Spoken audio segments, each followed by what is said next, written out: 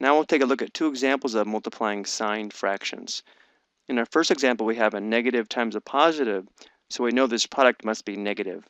But before we multiply, we also want to simplify. So you probably can see there's a common factor of 2 between the 4 and 22, but I think a nice way of identifying all of the common factors between the numerators and denominators is to write each of these as a product of their primes. The prime factorization of 4 would be 2 times 2 because both 2 and 2 are prime. 7 is prime. 5 is prime. And the prime factorization of 22 is 2 times 11. So in this form, we're guaranteed to identify all of the common factors that would simplify out. So here we can see the common factor of 2, which simplifies to 1. Now we can determine this product knowing it will be in simplest form. Again, we have a negative times a positive, so the product will be negative. And the numerator will be 2 times 5, that's 10. And the denominator will be 7 times 11, which is equal to 77. Let's take a look at another example. Here we have a negative times a negative, which we know must be positive.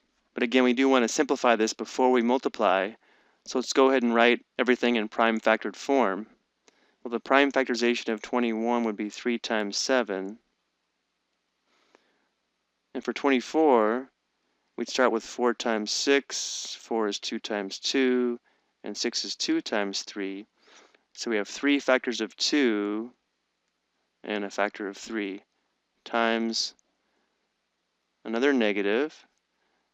And the prime factorization of 27, well, 27 is 3 times 9, and 9 is 3 times 3. So we'd have 3 factors of 3.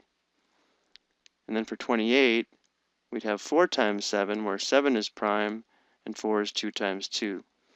So we have 2 times 2 times 7. Now it may seem like a lot of extra work to do this, especially if you're really good at your multiplication tables. But in this form, we are guaranteed to identify all of the common factors between the numerator and denominator, and therefore we are guaranteed that the product will be in simplest form using this technique. Notice 7 is a common factor between the numerator and denominator here and here, and then also a factor of 3. Looks like that's it. So again, we have a negative times a negative, so we know it's going to be a positive product. The numerator will be 3 times 3 times 3, which is 27.